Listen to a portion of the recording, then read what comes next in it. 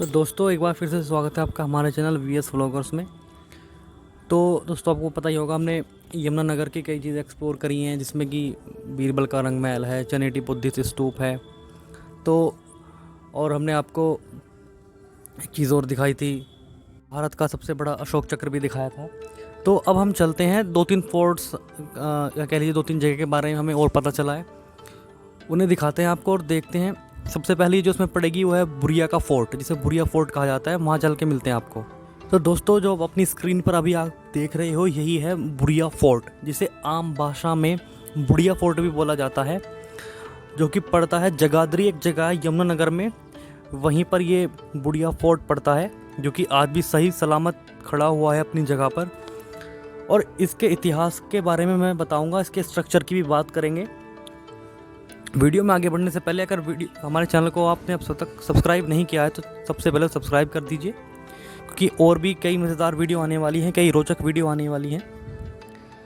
तो अब बात करते हैं इस किले की।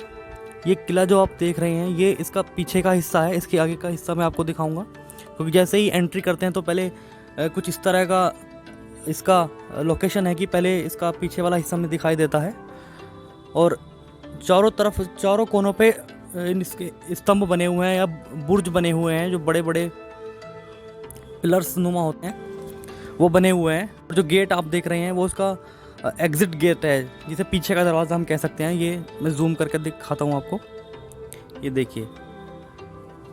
और आपको छोटे छोटे इसमें होल दिख रहे होंगे, छेद कह सकते हैं आप। और ये देखिए यहाँ पर भी कुछ हैं, थोड़ा जूम करके दिखाता हूँ ये। और ये खिड़कियाँ बनी हुई हैं, ये बुर्ज है इसका, चारों कोनों पे टिका हुआ है ये महल। इसमें जो आपको ये होल दिखाई दे रहे हैं, ये उस वक्त में आक्रमण करने के काम आते थे। तोप के गोले दागे जाते थे, साथ ही निगरानी रखी जाती थी दुश्मन पर इन्हीं होल के द्वारा या छेद के द्वारा जो उसमें बने हुए हैं।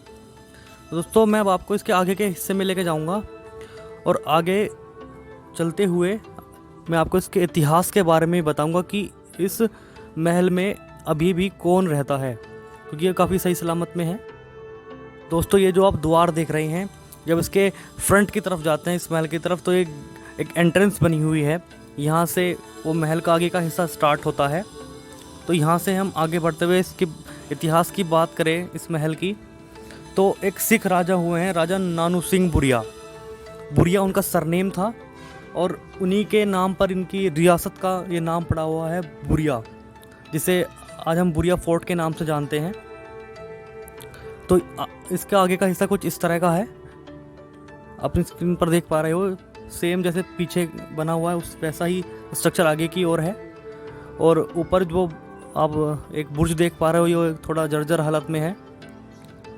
तो राजा नानू सिंह के बुरिया के बारे में हम बात करें, तो राजा नानू सिंह बुरिया ने मुगलों से युद्ध कर बुढ़िया रियासत कायम की थी, और उनके पास लगभग 10,000 एकड़ ज़मीन थी। उनके अधिकार क्षेत्र में कह सकते हैं कि अम्बाला, कुरुक्षेत्र, सहारनपुर व काफ़ी लगभग 204 गांव आते थे। और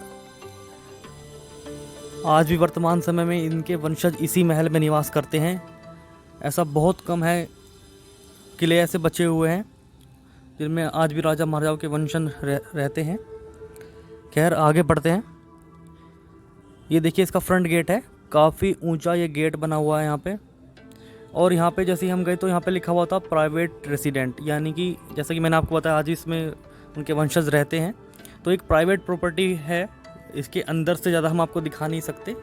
आप चाहें तो और भी वीडियोस देख सकते हैं इंटरनेट पे, किसने ज़्यादा अंदर से दिखाया नहीं हुआ है, तो बाहर से ही आपको संतोष करना पड़ेगा। इसका थोड़ा सा अंदर का हिस्सा हम आपको दिखा देंगे कि एंट्रेंस कैसी है, एंट्रेंस के अंदर से कैसा है, क्योंकि प्राइवेट प्रॉपर्टी है तो हमें भी इस चीज़ का सम्मान करना चाहिए। तो दोस्तों राजा नानू सिंह के बारे में कहा जाता है कि उनके जो अधिकार क्षेत्र था वो हरिद्वार तक था, वहाँ तक से वो कर वसूलते। उनके बाद राजा शेर सिंह हुए हैं, जो उनके वंशज थे, वो अंग्रेज़ों से लड़ाई करते हुए वीरगति को प्राप्त हुए थे। और वर्तमान समय में इस जगह का जो मालिक है वो है एक किरण कुमारी नाम की महिला है, जो इसकी वंशज हैं, राजा नानू सिंह की जो वंशज हैं।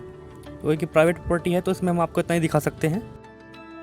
दोस्तों, बुरिया फोर्ट के ठीक सामने एक गुरुद्वारा नज़र आता है, जिसे कहा जाता है गुरु तेग बहादुर साहिब जी गुरुद्वारा। ये ठीक बुरिया फोर्ट के सामने है, थोड़ा सा आगे चलना पड़ता है और यहाँ से बुरिया फोर्ट नज़र आता है, वो मैं अभी आपको जूम करके दिखाऊंगा। दोस्तों, यह गुरुद्वारा सिखों के 9वें गुरु श्री गुरु तेग बहादुर साहिब जी की याद में बना हुआ है। और यहाँ से देखिए बुरिया फोर्ट का जो बुर्ज है वो साफ नज़र आता है। जूम करके मैं दिखाता हूँ, ये देखिए ऐसा ठीक साफ नज़र आता है। और उसी के सामने एक गुरुद्वारा है जो कि गुरु तेग बहादुर जी को समर्पित है।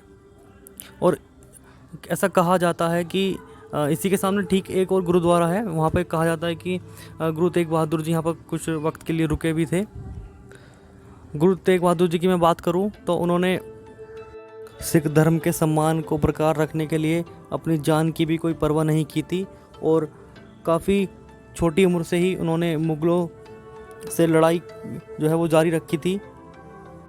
यहाँ पर ठीक सामने एक पुराना गुरुद्वारा नज़र आता है, जहाँ पर कहा जाता है कि गुरु तेग बहादुर सिंह जी यहाँ पर कुछ वक्त के लिए रुके थे। दोस्तों, अगर मैं आपको गुरु तेग बहादुर जी के बारे में बताऊँ तो गुरु हरगोविंद सिंह के 5वें पुत्र थे और गुरु तेग बहादुर जी का जन्म अमृतसर के पंजाब में हुआ था।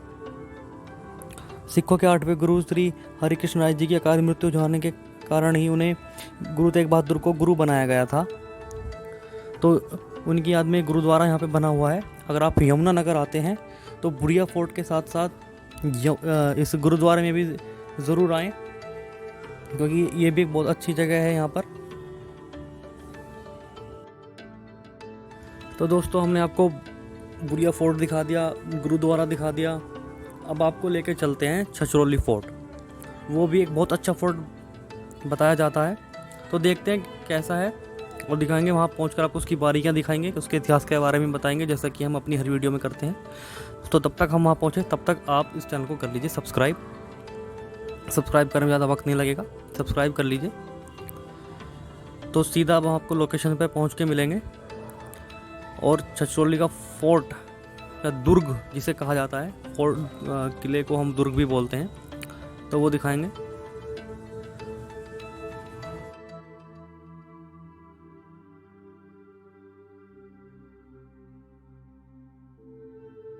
तो दोस्तों, अब हम आ चुके हैं छछरौली के फोर्ट पर।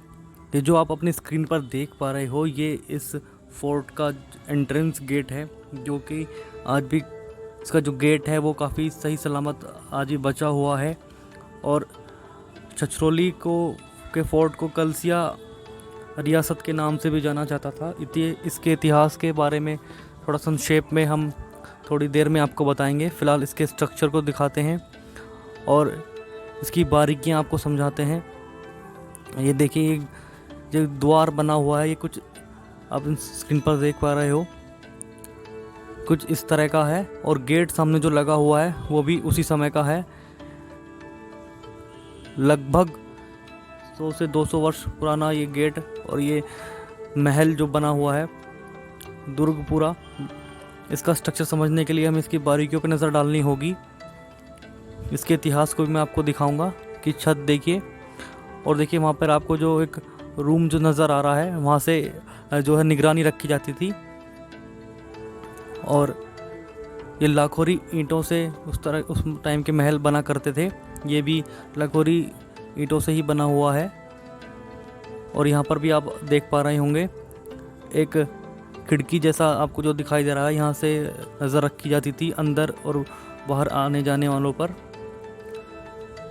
और सामने ही वर्तमान समय में एक गुरुद्वारा बन चुका है इसके अंदर भी, वो आपको दिखाऊंगा बाद में। और इस तरह दूसरी तरफ एक स्कूल नज़र आता है, यहाँ पर भी एक खिड़की बनी हुई है। दोनों तरफ से यहाँ पर पहरेदार होते थे उस समय। और यहाँ से कुछ इस तरह का व्यू हमें देखने को मिलता है। और साइड से ये इसकी ईंटें कुछ निकली हुई हैं। और थोड़ा आगे बढ़ने पर देखिए इसकी हालत बहुत ज़्यादा जर्जर है, बहुत ख़त्म हो चुका है। ना के बराबर ही दीवारें बची हुई हैं जो अपने आप में इतिहास को बयां करती हैं। इधर साइड में ही देखिए यहाँ पर एक और खिड़की है जो अंदर की तरफ बनी हुई है। यहाँ पर कहते हैं कि जब राजा यहाँ पर से एंट्री करते थे तो उन पर फूलों की बरसात करते थे, फूलों से उनका स्वागत करते थे। और यहीं पर देखिए इधर से आगे जाने का रास्ता तो नहीं है, लेकिन हमें नज़र आता है कि कुछ रूम्स बने हुए हैं, ऊपर जाने का रास्ता भी है। दोनों तरफ एक जैसा है, बड़ी बड़ी झाड़ियों से ये ढक चुका है। इसको महल का ये अभी तक हमने आपको द्वार ही दिखाया है, अंदर से भी दिखाता हूँ कि क्या क्या हिस्सा आज भी इसका बचा हुआ है। और यहाँ देखिए ये पूरा इसी क्षेत्र में एक स्कूल बना दिया गया है इसके अंदर भी, और सामने एक गुरुद्वारा है।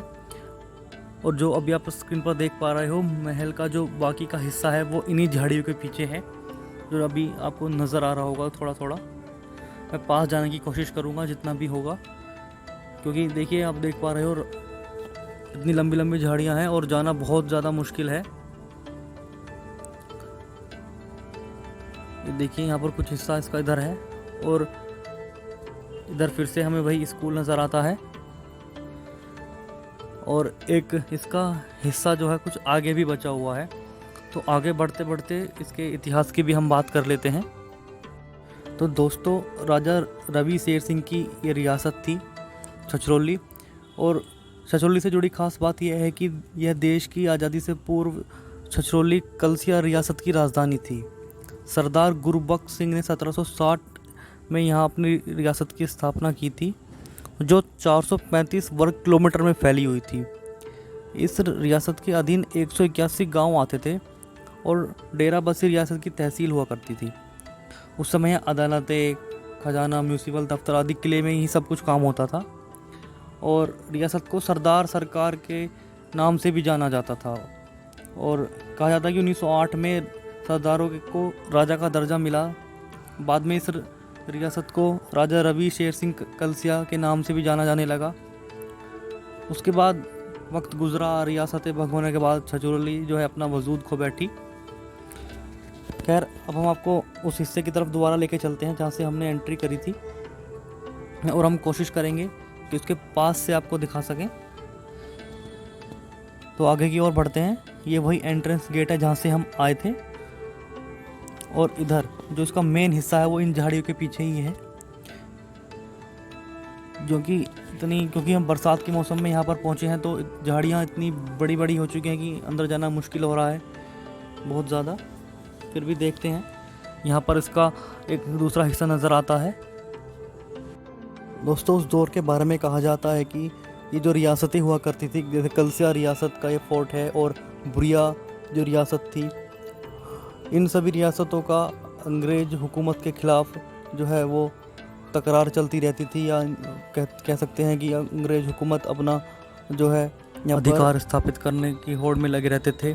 तो इन रियासतों का अंग्रेज़ी हुकूमत के ख़िलाफ़ युद्ध चलता रहता था। और इसके बारे में कहा जाता है कि सन 1818 में सुल्तान के मैदान पर एक युद्ध हुआ राजा रंजीत सिंह का, जिसकी अगुवाई कर रहे थे कलसिया रियासत के राजा जोध सिंह, और उसी युद्ध में उनकी मृत्यु भी हुई थी, वो वीरगति को प्राप्त हुए थे। खैर देखिए दोस्तों, इसका आगे का हिस्सा है, और आगे जाना देखिए असंभव है, क्योंकि देखिए झाड़ियाँ काफ़ी बड़ी हो चुकी हैं। और हम फिर से इसके एंट्री गेट पर आ गए हैं। थोड़ा सा आपको फिर से इसकी बारीकियाँ दिखाते हैं, और वीडियो में बस आज की इतना ही। और यहीं पर हम यमुनानगर का जो हमारा पूरा टूर था वो यहीं पर समाप्त होता है। जल्दी आपको कुछ अच्छी वीडियो देखने को मिलेंगी, कुछ हटके हम लेकर आएंगे आपके लिए। तब तक आप हमारे चैनल को सब्सक्राइब कर लीजिए और ज़्यादा से ज़्यादा शेयर कीजिए। तब तक के लिए गुड बाय, जल्दी मिलते हैं आपको अगली वीडियो में।